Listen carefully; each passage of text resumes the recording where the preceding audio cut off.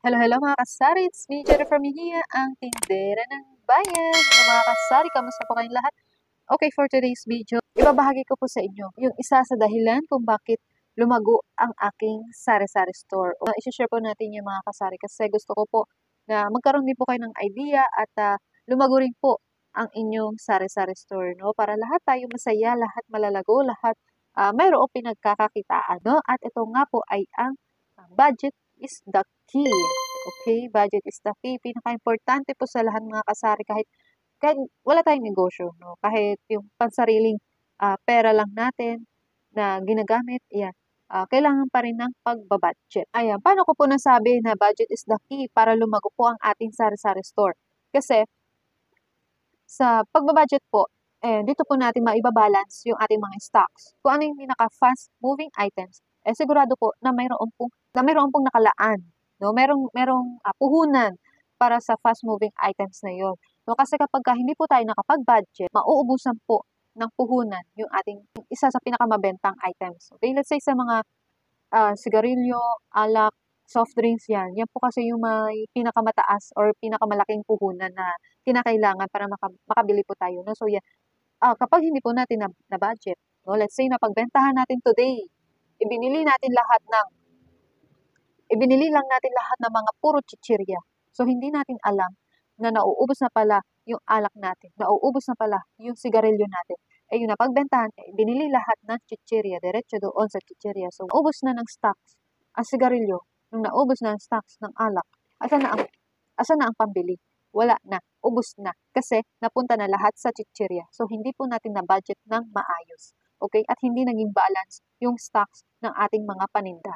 So, kailangan po talaga na nagbabudget tayo para maging balanse yung mga stocks natin. No? Lahat merong nakalaan na puhunan para dun sa items na yun. Okay? So, yan, no? Kailangan po talaga natin i-separate ang mga napagbentahan. Okay? Para sa mga iba pang items na malapit nang maubos, maibili natin at maging kumpleto pa rin po yung ating mga paninda. Okay? So, kailangan po talagang nagbabudget.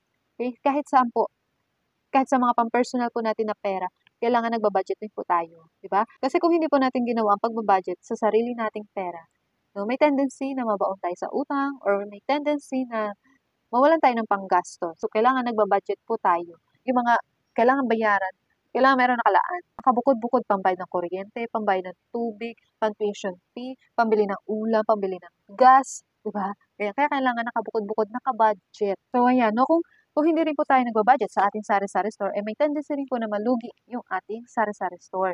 Let's say nagbabudget naman tayo. Meron pa rin mga tendency na pwedeng malugi kasi hindi po tama yung pagbabudget natin.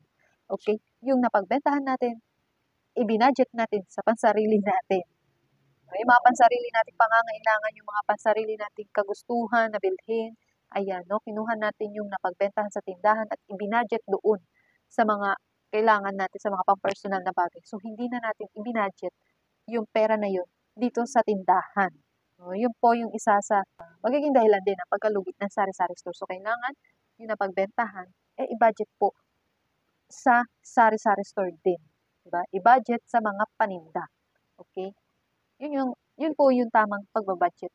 Kailangan yung napagbentahan, ibabalik din sa sari-sari store at yun, isusulat natin kung ano yung mga wala na, yung mga ubos na, no? Kailangan mag-inventory tayo. Kailangan natin i-check yan, no? Para malaman din natin kung ano yung mga bibilhin natin.